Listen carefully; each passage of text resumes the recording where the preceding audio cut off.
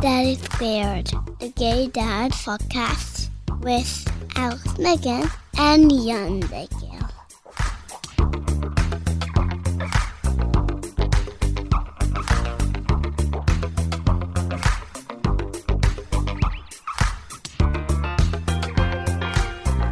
Hello and welcome to another episode of Daddy Squared, the Gay Dads podcast. I'm Jan. I'm Alex. And one of our listeners wrote me this week about how hard it is for him to find children's clothing. For himself? For children Sorry. that say dad. Like, he says, like, they're all, it's a mommy star, mommy's angel. And I remember that when I used to shop for the kids, I used to see that too. Like, it's harder to see something that's daddy's little whatever. Well, I guess the presumption is that mommy is the one doing the shopping. It's and she's actually, like, I'm not buying that stuff for daddy because he's not here doing the shopping. Yeah, Something I thought at the beginning, like, he's from Cambridge. Yeah. The guy who wrote Anthony. Yes. And it's also, I saw it in LA. I wonder if it's like everywhere. If it's like one this. has to assume that it's look when you're creating clothing and you're merchandising, this is the oldest story in the book, right? It's the reason why all of the advertisements on television for like home stuff was always targeting women. And women always looked like they were put together and great and that their husbands were bumbling fools. It upsets me. I understand, but that's where we are. And I got to tell you what, the businesses are not stupid. The minute they see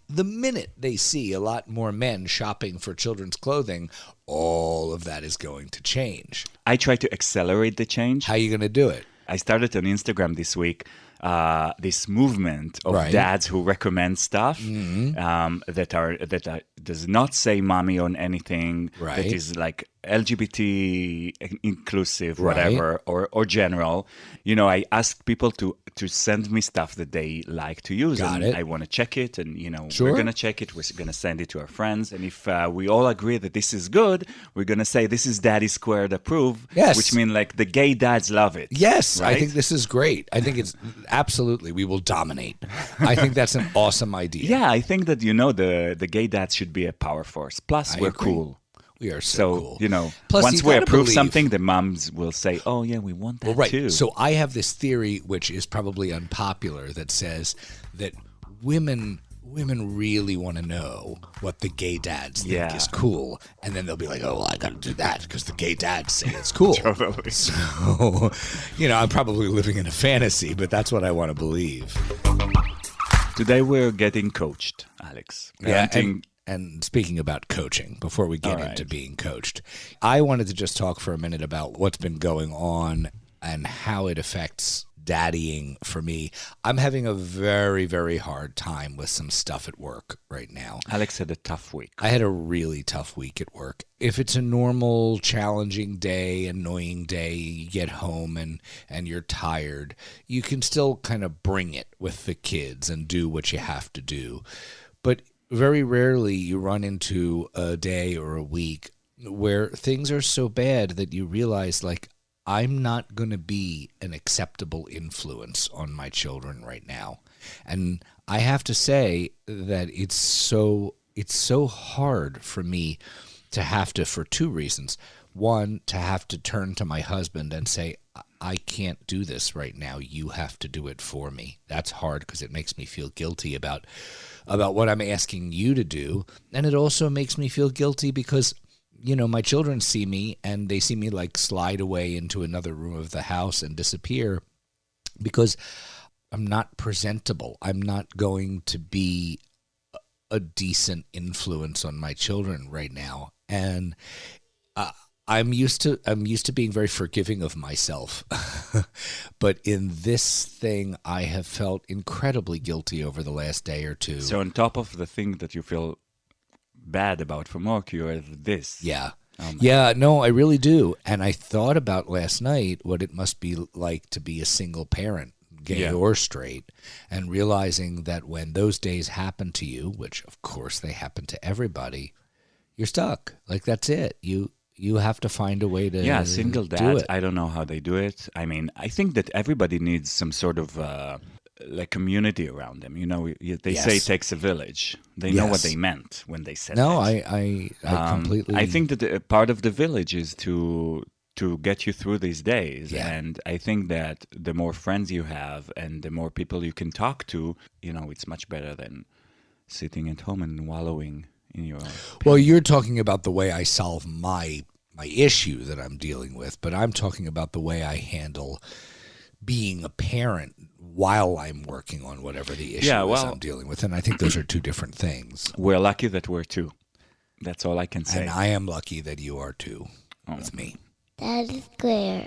So now, hey, we're getting coached today. So parenting coach and psychologist Dr. Courtney Bolton is with us today. She's also a child development expert, and she works with parents.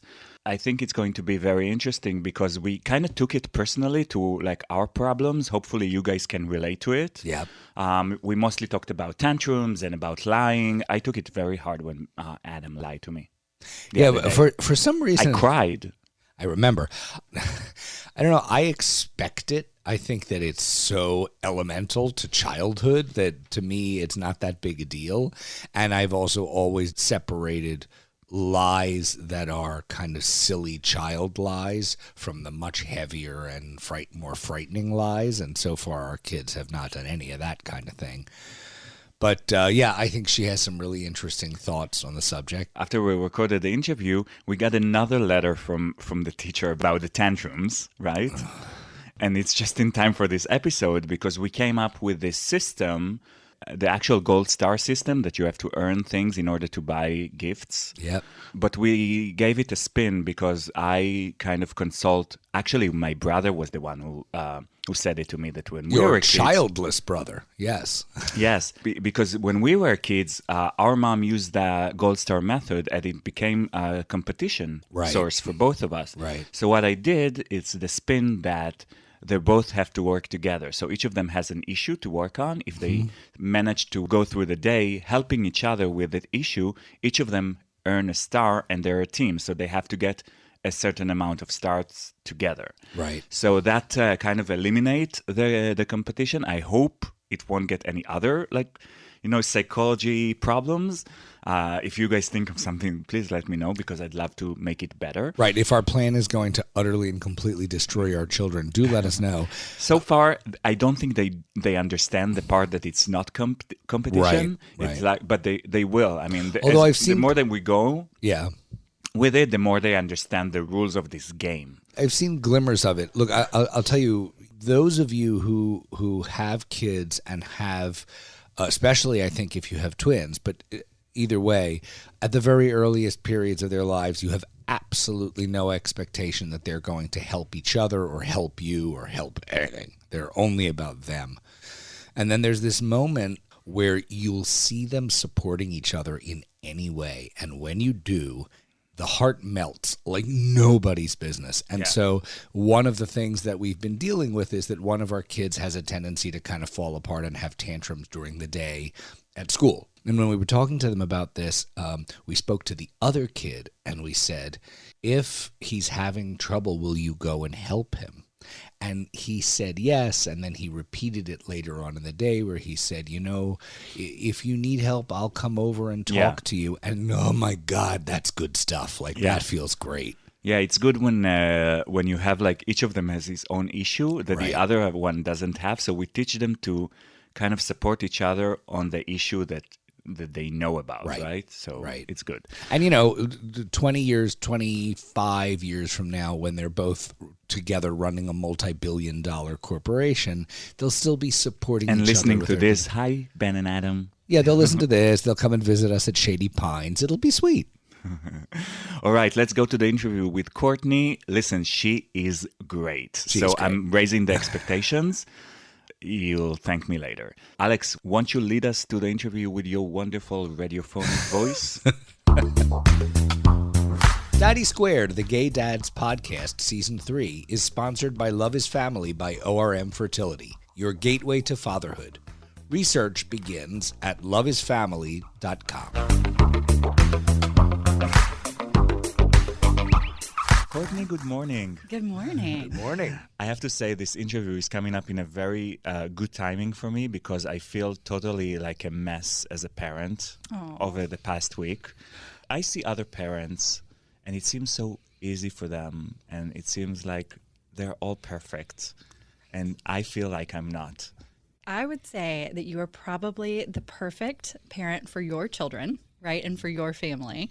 And it is so hard to compare. And we talk a lot about we're in a culture right now of presenting that perfect image of parenting and really posting those things that are wonderful. And even in our moments where it's not wonderful, we like make light of it on Instagram, right? So there are those very staged pictures of the kids running around and the pots everywhere, and we've done that, right? Yes, and you're trying to capture that moment of frazzle, but at the same time, we relate to it, and then it becomes endearing and funny, and in some way still staged, right? What we don't show are those times where we're yelling, and then all of a sudden we're regretful. And then we're like, oh, but we try to create community around that. So I would say everybody could probably use a little coaching, including a psychologist. Not everybody has a PhD in how to raise a child. I want to jump straight into the conversation, right? Is that okay with you, Alex? Isn't that essentially what we're here for? So let's talk about tantrums, because Alex and I and Alex, you can testify in that. We're having really challenging time with that. Yeah, it's a real thing. Like, one of our kids goes into it's a trance. It's not just anger or, sadness or whatever. It's a little crazy. One of the things that I like to do is actually prevent the tantrum before it happens. So when we're in the moment, we can correct the behavior pretty easily. But the question that I have for both of you is, what is your goal for your child? And he's 4, is that right? They're both 4. They're both right. So we want to think developmentally about this, because anything that we do needs to be developmentally appropriate. But we also need to recognize that any reaction that we take is going to have an impact on how they weather storms in the future, right? Mm-hmm. So my question is, do you just want to correct the behavior? Or, and this is a loaded question, obviously, right? Or do you want to teach them to sort of be able to advocate for themselves, to recognize those emotions? Is there another goal that you would like to see with your children? Well, yeah, that was a loaded question. Totally, right? So the one that has the tantrums, I would like to help him, arm him with the ability to manage that instead of just saying, yeah, let's keep the tantrums from happening. Great. So I'm going to ask you to give me an example of one of the most recent tantrums, or something that comes up often. Okay, good. Sounds like this is not going to be difficult. Because of some previous behavior, he will not have any iPad time today, and that was said to him the day before, and today he says, can I have my iPad? And we say no, because remember that because of what happened yesterday, you won't have your iPad today. And then he'll say, but it was an accident, what happened the day before. And then the feet start to stamp, and we're on the upswing, right? And for me anyway, it's done at that point. My husband can sometimes derail it before it goes there. I cannot. Once it's on the upswing, it's going to go to full, DEFCON 5. Okay, great. So this is perfect, because I really want to start with the day prior, which is where we're sort of setting the stage for him to have the tantrum. He's only 4 years old. So anytime we take away something punitively, in the moment, fine. But after the fact, a day later for a 4-year-old, it's not really an immediate consequence. So they actually don't register that they're going to be punished 24 hours from now. 4 years old, they're still not able to handle that? Not really, no. In fact, teenagers aren't really. So if you think about it, our brains are still kind of forming, especially the area that is responsible for what we consider our executive functioning, so our planning and our organization.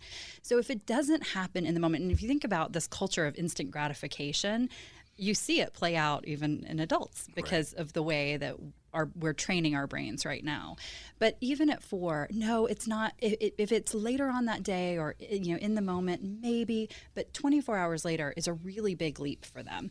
But there are a couple of other things, and I actually like to have them re-earn it, so reset the slate and see if he can demonstrate appropriate behavior rather than taking something away in hopes of reducing the behavior that you were seeing the day before. So I'm curious what the behavior was that got the iPad taken away. The thing is with him is that both of our kids are very verbal, and they sometimes mimic us or their teachers back to us. Like, this is how it goes. And this is something I say. This is how it goes. You're going to give me the iPad now, and no. Or you're going to get a timeout, they say to us. Yeah. But I would point out that by the time we get there, he lost his, I would argue, he lost his iPad privileges because he was having a tantrum the day before as well. It's essentially a form of self-perpetuating tantrumness. He more or less never loses privileges or gets punished for any reason. I think I'm right here, other than when he derails into this kind of lunatic mode. Generally, they're good kids. They're not biting other kids. They're not, they're generally good kids. But when he goes into that state, I think that's when we punish him. Yeah. So there are a few things that I like to do. So I'm a strengths-based psychologist, and I really like to give them the opportunity, as I mentioned, to earn things. But the biggest thing is really pointing out when they are demonstrating appropriate behavior. And I love that you said that he mimics your exact phrase. That's perfect, because we do teach our kids. And one of the most powerful ways that we teach our kids is by modeling. And the other one is something that we call the attention principle. So what we give attention, what gets a really big reaction from us, is what they're going to repeat, right? Mm-hmm. So if you think, I know, right?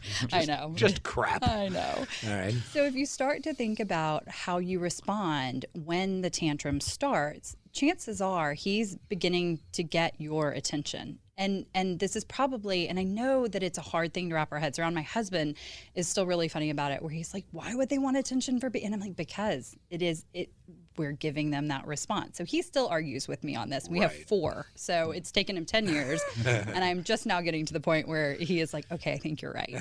So what's the opposite of that? So the is opposite, that ignore them? No, well, yes, and.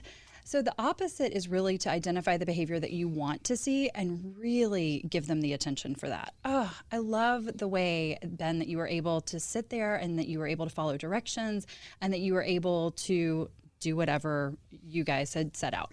So to be able to do that, you have to have really clear expectations on the front end. So one of the things that I love to do is leaving the park or leaving a birthday party is like a really classic example of a time where kids are or taking TV away, right? So taking all transitions. The transitions are really, really difficult, especially when it's a transition from a preferred activity like watching television to a non-preferred, right? So in those moments, what we love to do is really set the expectation. But one of the things that we do as parents, I don't know why we do this, but we end up saying, okay, we're going to turn off the television and we're going to go take a bath. Like, that's super exciting, right? Totally. Right? Or, okay, we're going to quit playing and clean up your toys, because nobody wants to do that. Totally. Right. So what do we do instead of that? So we need to focus on just ending the activity rather than the transition. Oh. So we do set it up in the beginning, right? We know that kids are more contained when they're scheduled. But one of the things that you can do is actually tell them in the beginning, okay, this is how the day is going to go. Here's the schedule for the day. We're going to do this. We're going to do that. We're going to do this. We're going to do that. It's dinner time, bedtime, bath time, whatever. Mm-hmm. You continue to repeat that, but what we don't do is link the less preferred activity to the, ending the more preferred activity. So we don't link, hey, iPad time is done. It's now bedtime, right? Or it's now bath time, if it's not more preferred, okay? But what we can do is give them a role in that. So we want to empower them as well. All right, it's time to turn off the iPad. I want you to put it away. Thank you for doing it. Oh, thank you so much for doing that and for doing it so nicely. Now you get to pick out your toys for bedtime, or now you get to pick out, your book or your bath time activity, and make it more preferred. Like, really kind of give it a spin. So I started my career out in PR. So you're looking for that. You're looking for that spin anywhere that you can get it. Right. Well, I can't just say to them, look, we got to do this thing that you don't like to do. No to that? We don't do that? So you can do that. And actually, that probably works really well with the child that doesn't tantrum. Right. So, and this is one of the things that is really tricky about giving advice in sort of a blanket way, because each child is going to respond a little bit differently. And as parents, that's really kind of why you have a parent coach, is to say, okay, this child responds this way. What do I do here? Do I use that same tactic with this child? So catching them being good and that positive reinforcement is never a bad idea. The question is it developmentally appropriate or more appropriate for one child over the other? So this child may need more of a reflection. I can see you getting really frustrated and really upset. So really giving him, even though he's highly verbal, giving him the opportunity and the permission really to express the fact that I'm really frustrated and I'm really angry. And then possibly being able to throw a little bit of a tantrum, because sometimes we feel better after we throw a tantrum. But you guys get to set the boundaries around how that tantrum is going to go. You need the opportunity to express yourself. So this is what we're going to do. I'm going to put the power back in your court. You're going to take some space from the family right now. I'm going to put you, we use a chair at home. So I do use timeouts. I don't use them in a punitive manner, but I do use them with tantrums. So I have a son who's 3, and for him, what we do is we say, it looks like you could use a little space. And so I'm going to put you in the chair. And when you're ready, and when I see these 3 things from you, when I see calm hands, when I see calm voice, and when I see a calm body, you can come back and join us. And so it's really empowering for him because he knows, but he will even ask at some point, I'll say, it looks like you're starting to get a little frustrated. And he'll go, I need some space.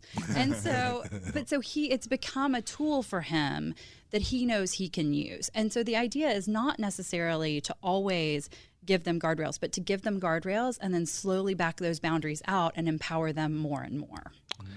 I have to say something here because Alex has really, he's afraid of Ben because of these. Yes. Of these tantrums. Yes.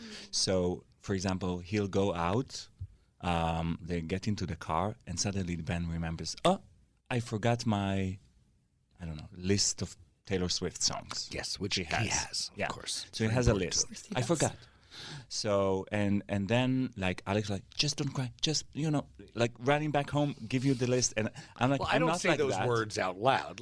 But that's what his mind goes. I'm saying it. Oh my for God, sure. just okay, I bring you the. He runs back home to give you the list while I'm in the car. And I'm like, you know what? You can cry now because I'm not getting you the list. Yeah. We're already on our way. Yeah. So what is the different approach for that? Sure. So in that sense, I would probably use something like redirection, where you say, oh my goodness, that list was so good. What were some of the songs on that list? Can we do this? Can we go ahead and create the list? And it may or may not work. Mm-hmm. And if it doesn't, then you say, you do set the expectation.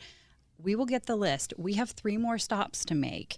But what I can do is we can see if we can find those songs. I can see if I have the list on my phone. I can tell you what the list is. So we can cooperate with that need, because I don't do that. Well, it's not so much cooperation. It's more giving him some tools that he can start thinking through. So he's fixated on that list, right? But maybe we can guide him in another way to think about other things that he can do. So, and this is, a lot of kids will fall apart because they think about having to have one specific item or one specific thing done a very specific way. And we want to help them create a little bit of flexibility and a little bit of critical thinking. So a little, problem solving. So we help them with problem solving skills. So it's either redirection or kind of that creative problem solving. So what can we do if we don't have the list? And that's really something that you do. I mean, even adults sometimes need facilitation in that, right? Like we just get in that moment where we think, oh my goodness, I don't have this. I'm done. And then it's like, okay, wait, actually, is there something else that I can bring in and present? Is there, something? Right, interesting. So we just sort of walk them through that and give them some other options.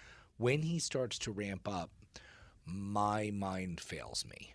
So all of your delightful little ideas that you've just described are great. They're all right, except when the brain doesn't function, it doesn't really matter. And I'm not kidding when I tell you that when he starts to do the little flash dance thing with his feet where he's stamping, and you start to see the body language heading in that direction, I freak. I mean, my brain turns entirely to brain stem, and I'm just thinking about, oh my God, make this stop before the shit hits the fan. And I don't know what to do about it. No, absolutely. I hear this all the time from parents, and we do talk a lot about stress relief, and you hear a lot of these really beautiful things about being present in the moment, and I don't want to be present in that moment. No, you want to be gone and you're done and you're in survival. You, like you said, your lizard brain you kick into survival mode, brain. right? Yeah.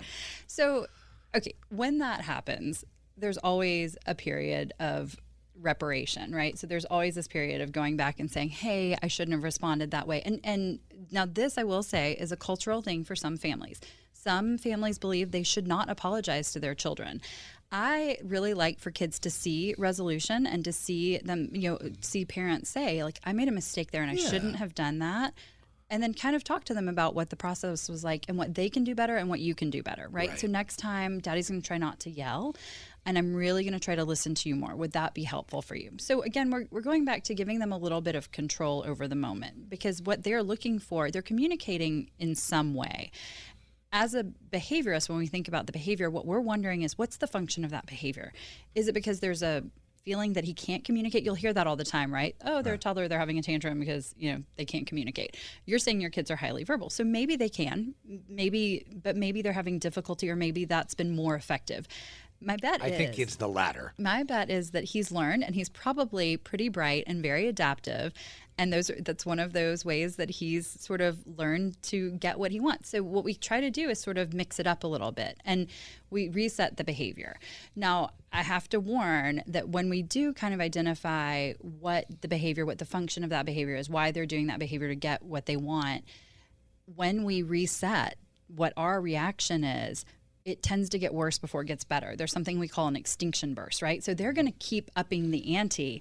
And that's the part where parents really have to stay calm and stay committed to whatever course of action they're going to. And then the other thing is, it'll go away for a little bit, but it comes back. So I always have to warn parents, there's something called spontaneous recovery, where they're like, oh, I remember when I used to be able to throw that fit in the car and get what I wanted, and maybe I'll try that, see if that works. So we have to stay really, really consistent in our responses. And usually it is consistency.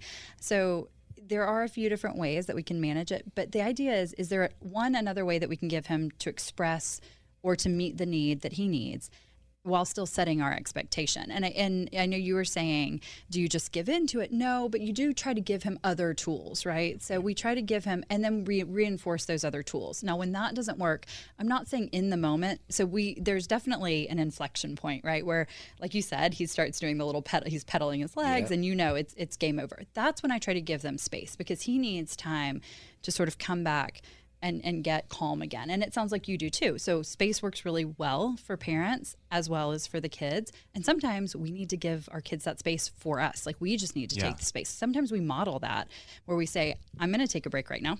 You stay here. Right. I'm going to, that's I'll what be I'm right doing. here. Yeah. The issue with this all is that if we don't practice it, it is really difficult to call on that in the moment, because emotionally, like, once we're done, once we're over, we've already got, let our emotions get the best of. So we try, for both us and the kids, to keep us in what I say, in the cognitive. Mm-hmm. So we try to keep ourselves thinking, okay, so what is he telling me? What does he need? Versus, I'm about to lose it. I feel my pulse racing, my chest tightening, and it's coming, know? Yeah. One thing that I'm thinking about a lot lately is the line between saying no all the time and spoiling our kids. So I feel like if I say yes to everything they want and they get everything, so they end up being spoiled. So I try to say no, just for the sake of, you should know that there are kids out there who don't get, every, Ryan's egg. Don't say his name. Whatever. Yeah. Every toy that they don't get everything, and for them it's some sort of it's natural. So, oh, I want that, I'll have that. Absolutely. This is something that I actually just had an issue with. I have a 6-year-old, and we just kind of went through the same thing in a store where she really wanted this thing, and we said no, and it ended up being a very emotional evening for her. But it is important to say no and to set boundaries. And that doesn't just apply to stuff that we're getting, but it applies to things that they want to do. And sometimes it's just not practical. So one of the things that we look at is styles of parenting. And we know that if we are able to give brief explanations but hold firm on our boundaries, that kids actually will learn and they will respect those boundaries. So giving them boundaries is actually a really, really great thing for them. It's a good developmental tool where they do start to understand, okay, maybe I can't have this now, but maybe later. And you said, I think earlier, that you like to negotiate. This is actually a great skill to kind of help them negotiate or help them, again, maybe problem solve a little bit. You can't have it now, but you can put it on the list for, holiday or a birthday or a special event, and or you can earn money towards it, and start to instill those values. So there are a lot of different ways that we can do it without saying just no outright, but giving them the possibility of it's not going to happen right now, but maybe in the future. One thing I've noticed about no, from me anyway, interestingly, applies just as much to my children as it does to my husband. Not kidding. There are a few categories where my children know so well that the answer will be no in advance, that there is no problem when I say no, because they just understand I won't be movable on that one. And so I have noticed that it's true that there are these categories where that firmness has been in place for so long that there really just isn't an issue anymore. But that's a very, very small list compared to all of the options of things that they can want, Right. So. No, I want to talk a little bit more about the spoiling our kids. Sometimes I do feel that I spoil them too much. So what is spoiling your what kids? is it? Well, that's actually what I was going to put to you. So you think that you spoil them. My question is, are you talking materially? Are you talking just with your attention and emotionally? Are you talking about not having great boundaries, so they're a little bit bratty about certain activities? So what to you, when you say spoil? So let me just go a little bit deeper. Right. I'm just afraid that they're going to grow up being not kind human beings because they don't understand that people cannot have. It's mostly material things. So they cannot understand. But not all. But not all. I mean, I think that Jan is right that when we think about spoiled, we only think about the future. We're saying to ourselves, how do we make sure that we end up having kids who are kind, who have the empathy to understand that other people don't have? I mean, we want them to have, but we want them to understand that there are other people who don't. They're not going to be selfish. So, for example, they won't be so selfish. right now, when we I had a cold this week, and our kids wanted stuff, and I'm like, do you realize that I'm sick? Like, can you just stop thinking about what you need for a second and let me just have my rest for like an hour? Spoiler alert: answer is no. Yeah. So I guess that's the more accurate feeling. Like now I feel it's more accurate than spoiling. Like all this, how we want them to be better. That's great. And I think that they're separate but related. And this is why I ask a little bit. So when I start to meet with families, one of the things that we do start talking about are what are the values that you want to put in place, right? So we all have different means. We all have different ways that we reward, or I'll use the word spoil, but dote on our children, right? So sometimes it's by material gifts, and sometimes we'll talk too about, you asked if I work with parents. Of course I work with parents, because if you think about it, we all have different love languages. And for some people, our love languages are physical, just physical affection, hugging, throwing. For others, it's gifting. And so some parents have a really hard time withholding gifts for their children. So we definitely go through all of these different things.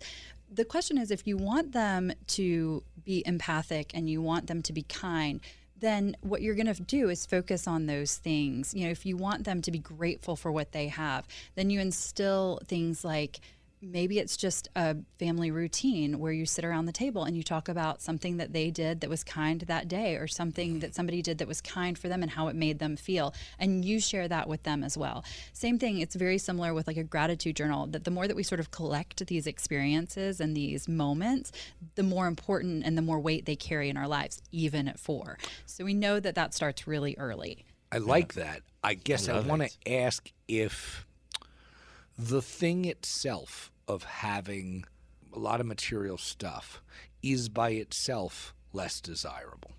So one of the things that I heard recently that I love, somebody who is very, very, very wise in my life said, if you want to know what you value, ask your children. So what I think is really interesting is that if I asked my children what I value, they would probably say coffee time in the morning, right? I mean, that's because that's my time. That's my stolen moment. And my kids, we talked about being very adaptive. They have each figured out at different points in their toddlerhood that if they wake up early enough, they get to steal that time with me, that they'll come down and they get up before anybody else. But it's true. So if you think about where you put your time and your money, that's truly what you value. So if you are a family that sets up that expectation that things and the way that we present ourselves and what we have is valuable, then your children are going to pick up on that really, really quickly. So you're saying it's not necessarily the fact of those things, it's the way we associate meaning with those things. Absolutely. And also how we talk about those things or how we make meaning of those things. So for example, yes, we're really fortunate that we have enough food, but there are not always people. So maybe we could bake cookies and drop them off at Union, or expose them in different ways that show how important it is to take care of other people. We used to be in a culture that was more community centric, and really what has changed is we don't really get the full spectrum of community as much as we used to. Right. And so we as parents have to be really conscientious about how we introduce our children to taking care of other community members. And exposure is key, and that starts in really small ways in the house. I feel that we're running out of time here, and I have like tons of subject to talk about. Oh, we didn't talk about gay yet. Well, not yet. We always have to talk about gay. Later. Okay. Let's talk about lying. So when I first found out that our kids are lying to us, I was in shock. Because I never lied. He took it really hard. I took it really, really, I thought really it was hard. hysterical. It's amazing how early it happens, Yes, too. You're like, kind of, it blindsides you. And it like sends me off like this world of, speculation of why did they do that? Am I that scary that they can't tell me the truth? Like, all these sorts of, thoughts. And it's because of who's president of the United States right now. It's obviously that's the reason. Oh, okay. Precedent. That's right. So is there a way to make them not lying to us? Oh, I wish I knew. So what's really interesting, and again, this goes back to kids are so complex. They lie for different reasons. And sometimes a lie isn't really a lie in the way that we think of it, right? So we think of, and we actually, even adults, we have categories for lies, right? So it's okay to tell a lie if it's a white lie, right? If it's going to spare your feelings, but really so that I don't have to put myself in an uncomfortable place, then it's okay to lie. So we actually have, we make it when they're little very black and white. But if you think about adults, we probably drop lies all the time in the course of a day without even realizing what we're doing. And it's things like omissions, right? Yeah. So lying by omission. Kids are actually pretty brutally honest, and they say some pretty embarrassing things because they're honest. So the question that we go back to, and there's a beautiful piece in the New York Times that Jessica Gross, I think, was the reporter on that, who did, which is all on why kids tell lies, and especially like why our toddlers lie. I highly recommend it if you haven't read it. But part of what she gets into is the research on the fact that sometimes kids are just telling stories. So they're just testing out like their kind of realities. And if you think about a lot of what we do, so if you've ever seen your kids playing and sort of acting out something and you're like, where did that come from? Right. Or, yeah, that was yesterday. They're really making sense of their world through their play. And we talk all the time about in psychology about play being the work of children, and it really is. Well, truth telling is the work of adults, but they're sort of figuring out their place in the world by telling those lies as well. So the question is it that adaptive skill where they're like, I just ate a cookie and I'm going to get in trouble, and they're trying to avoid getting in trouble? Or is it let's just see how it would be to be a fairy princess for a day, or to be, yes, I went here and I did this with my friends? Or are they filling in their blanks? And this is actually what happens often, that as parents we overlook, where they will come home and they'll tell us a story about the day, and then we'll talk to another parent and they're like, no, my child, or the teacher, and the teacher was like, no, that definitely didn't happen today. Totally, yeah. And what all of that happens. Yes, all of it happens, right? So there's this kind of, mush pot of truth, if you will. And so we kind of have to determine, again, where is it coming from, and where do we try to be a little bit firmer? What we do, though, is we want them to talk to us. Okay. So this is where, if I'm going to focus on anything when it comes to truth telling, is that very, very early on, children learn whether or not they can come to us. There is a brilliant 60-minute special that Diane Sawyer did on screen time. And if you think that 18 months that children don't realize that you're always on your phone, you need to watch just the first 20 minutes of this special. Because what we see happen in this research that was done in New Jersey is that after just a couple of attempts to get your attention, they stop if you're on your phone. And they will sit, and they actually become conditioned. So there's a little girl, it's heartbreaking. Her mom is on the phone, and she's given the instruction for 30 seconds not to make eye contact, like not to break contact with the phone. This little girl sees her pick up her phone. She never even goes over. She just goes and sits on the stool and waits for her mom. So the reason that I bring this up is because even with lying and truth telling, and I know this isn't exactly what you're asking, the really important thing is we want them to continue to bring things to us. And yet we tend as parents to say, don't bring these things to us, right? So my brother, very apropos, taught his child that snitches get stitches. And I was like, you cannot tell him that. Like, you cannot tell him not to bring this to you. Of course, he does do it, like, it is a little over. But you know, we do that. So we have these terms. I keep telling one of my kids, don't be a narc. Yes, and that's the same thing, right? But here's the deal. If something in their teen years, and I know that it seems like a stretch at 4, but if something in their teen years happens, you want them to be a narc, right? Like you want this to come to them. So it's more kind of figuring out and pondering with them. So one of the things that I like to do when my kids lie to me is wonder aloud, right? Because we usually know, we usually find out. And it's like, you know, I wonder what would have been like if you had done that, or I wonder what would have happened and then kind of get their thought process on that, because that will actually guide your response a lot more than just saying, okay, you lied. Right. Time out, right? Because maybe they lied for a really noble reason, you know? Right. Well, you know, in their 4-year-old minds. I'll say that the lying to avoid repercussions is probably the thing that bothers Jan the most. Bothers me too. I look at it and I say, well, this makes perfect sense that you'd be lying, you know, because I just blame myself when they lie. Like I haven't been, you know, open enough, and they can't come to me with the truth. So it's always. I'll let you off the hook on that one because it's universal. So if every child, if there were children who lied and children who didn't lie, then yes, maybe we could blame the parents for something. But I think of it, one, as a rite of passage, but two, not a behavior that you want to continue. So again, the idea is to kind of get into their little brains as much as we possibly can and see sort of what. So I mentioned, so I've got 4 children. My oldest, I don't know what I have done. I don't even want to say this on. She's my best work, but only because, and I laugh because I've probably like ruined her, because she will come home from school on Wednesdays. They have ice cream, and she'll come home and we'll have birthday cake, and she's like, "Oh, I can't. I had ice cream today." Right? So she overly, I know, right? And she overly tells the truth. But my second one is my more adaptive one. And she will come home and she's just sitting there eating that birthday cake, and she's going, "Yeah, I'm good." But it's again that like sort of lying by omission. Like it doesn't even dawn on her that she should tell me. I like what you were saying about. I like the I wonder model, right? Because it's not as confrontational, and allows you to sort of draw the truth out of them. By indicating to them that it's going to be okay for you to tell the truth now. Like, I'm not going to jump on you when you come out with it. And I think that will matter a lot. And everything that we do, it needs to be developmentally appropriate. So the reason that I say to wonder with a 4-year-old is that, again, the consequence isn't really going to necessarily change that behavior. Like, they may continue to lie, but what we do is then we get into like a shame guilt cycle where they lie, they feel guilty about it. As parents, we may shame them a little bit for doing that, and then they sort of start to withdraw.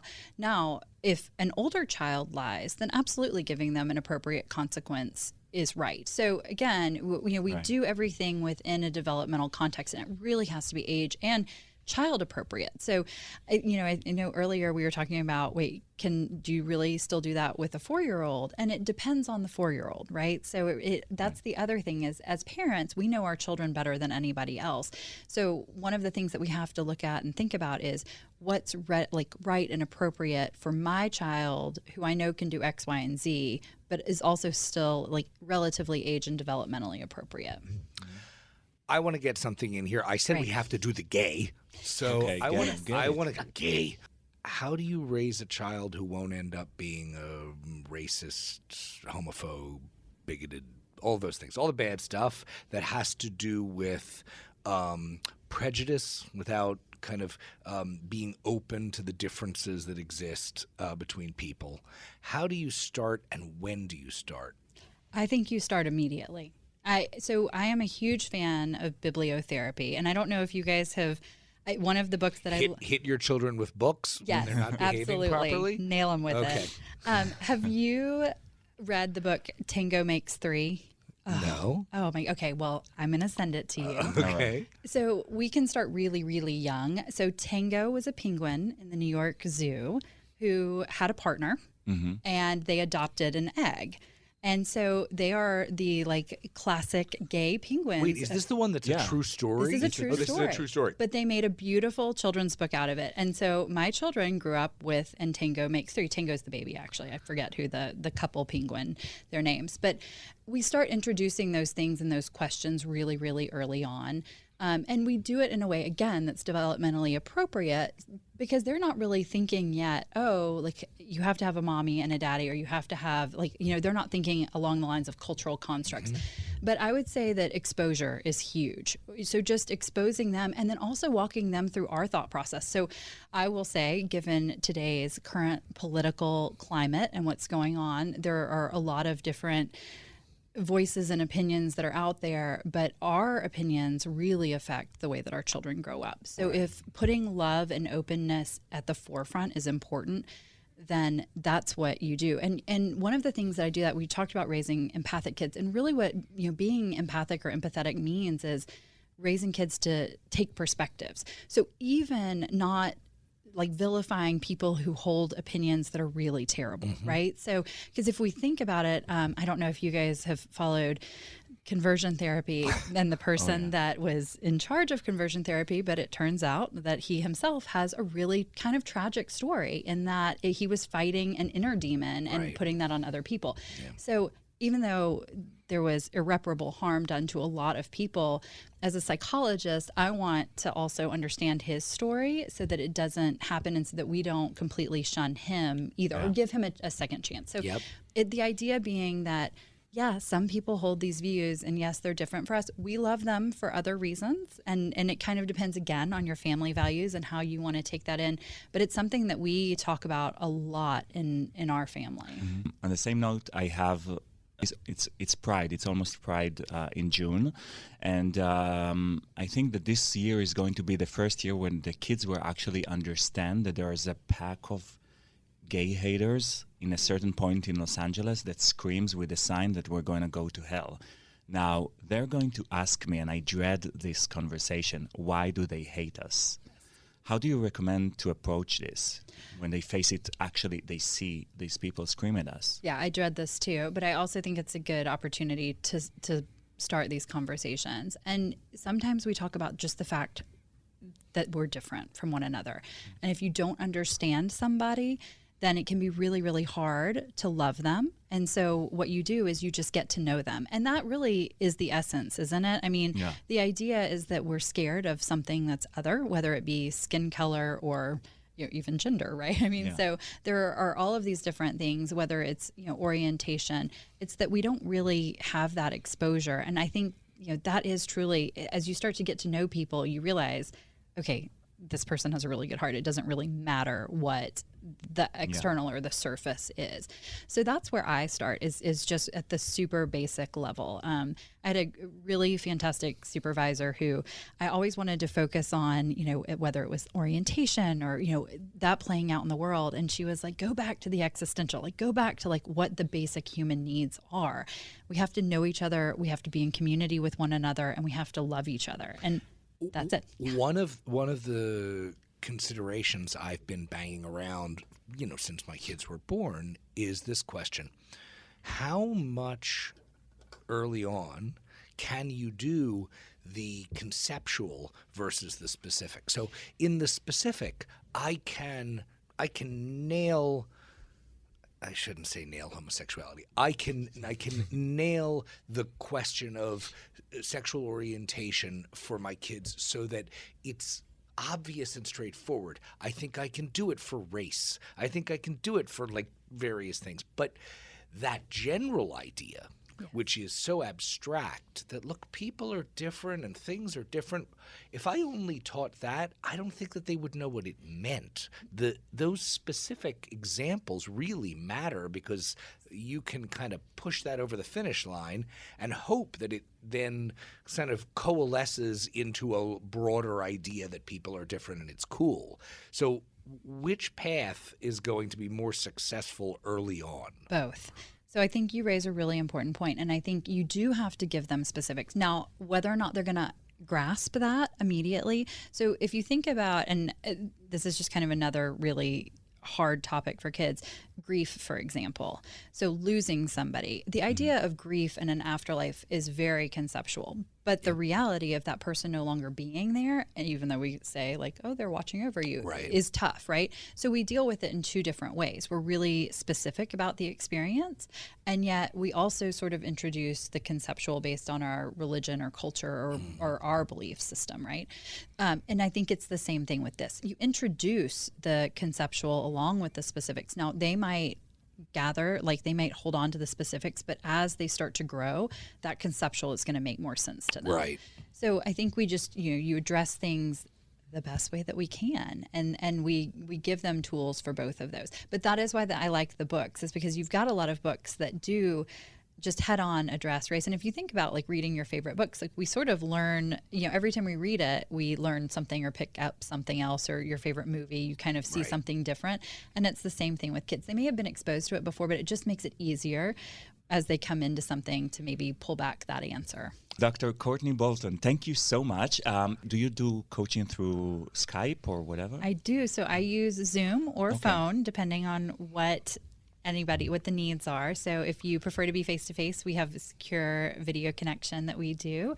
And then also by phone call. Great. Thank you so much. Thank you, Courtney. This was great. It was really great. Thanks for having me.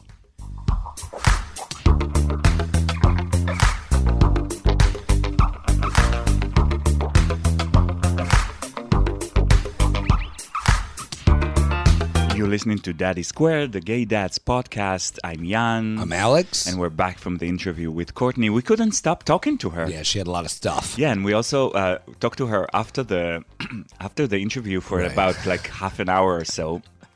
And it's not like when you go to your therapist and they say, "I'm sorry, we're out of time." Yeah, push you out the door. No, she was so nice. And she, by the way, we talked with her about the process, like how she do stuff with the clients. And one of the greatest things that she said that she's doing is that, I don't know if you guys have the TV show Super Nanny. I don't know. In America? Well, in Israel, we do have, I think it's an American show. But I'm sure we do. She's like watches the behavior of the kids through the camera. Right. And Courtney told us that she does that too. Like you can put your computer, she's observing the kids. Right. And she's helping you then dealing with that. I mean, is so your mother has had access to our nanny cam for the but last 4 years. she doesn't have like 300 degrees. Degrees, you say? Bachelor degrees? So I asked Ben and Adam, what do we value the most? What do you think they said? Do they understand what value the most means? I asked them, what is the most important thing to Abba and Daddy? Oh, that's interesting. Oh, God. Hold on. I want to guess. I actually want to guess. Yeah, please say. Probably something about them being good, something related to them being good. You're way off. Don't say iPads. No. What is the most important thing to Abba and Daddy? I knew the answer. What was it? Work. Ah, shit. We value work the most, both you and I, and that's our value. Well, so there you go. That's pretty bad. Right. What can I say? So 3 things that we actually took, and at least I took very personally after the interview and immediately implanted, is to re-earn the stuff after they lose it. So what she said is that we want them to demonstrate appropriate behavior. Yeah. And when they do that, they can re-earn stuff that we took away from them as a punishment. Right. And I think it's brilliant because this is how you actually teach them what to do, not what not to do. Right. So I'm all for it. So we started doing that. Also, something that we mentioned, I don't know if you remember, that when we correspond with the teacher from the email that we receive, I told her that it tends to get worse before it gets better. So this is something Courtney actually told us, and I think that it's true that once we started like being consistent about the tantrums, it got worse for a while. And now it's a little bit better. He can control it. So it's been really good.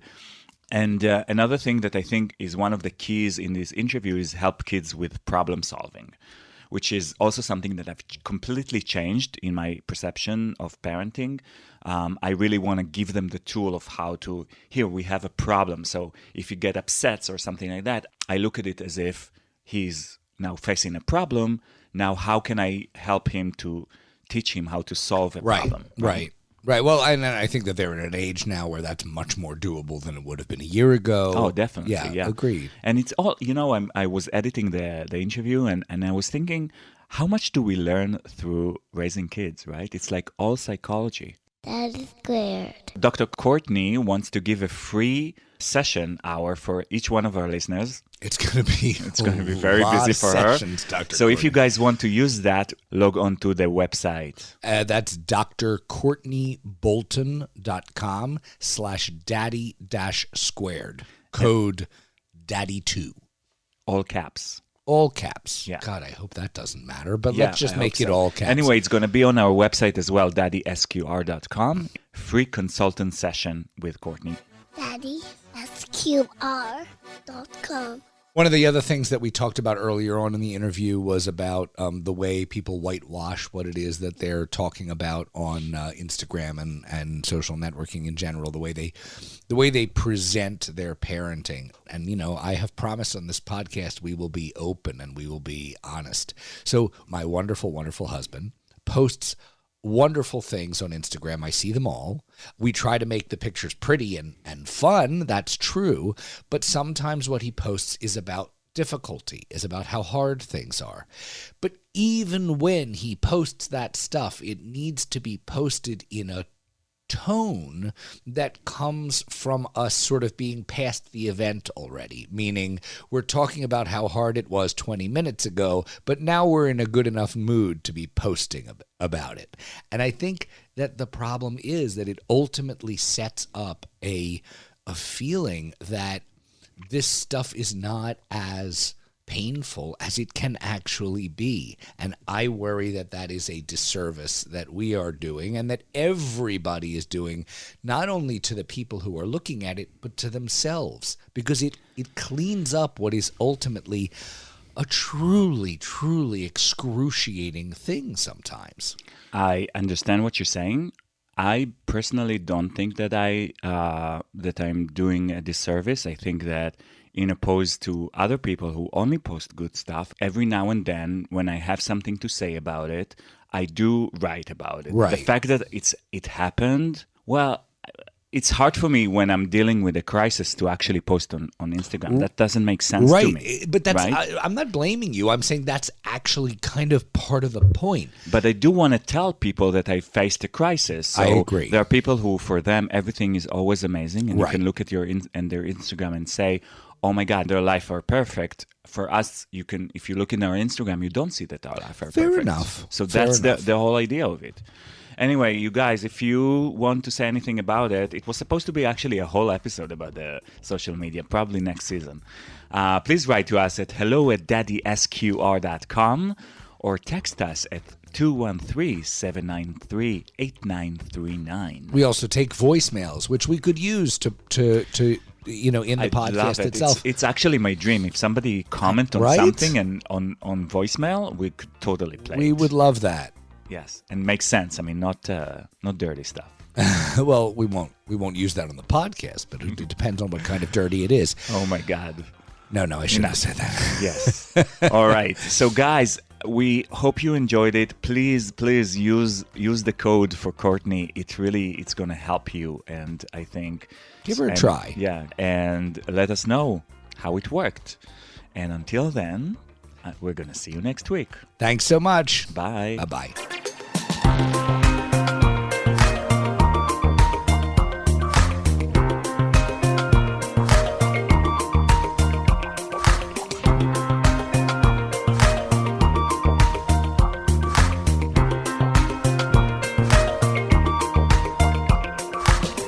If you're thinking about having kids, start your search at loveisfamily.com by ORM Fertility. For over 30 years, ORM Fertility has been at the forefront of fertility services, providing personalized care and helping all family types grow. ORM are honored to be a trusted resource for the gay community on their journey to parenthood and are now sharing all they know with you at loveisfamily.com. ORM's expert team gives gay parents-to-be all the information they need and guides them through their unique fertility journey, providing expertise, education, and support every step of the way. Over 1,000 gay couples and singles from all over the world have started or grown their family with ORM's support and fertility and financial expertise. Find out more at loveisfamily.com, ORM Fertility's online resource for gay dads and LGBTQ+ family building.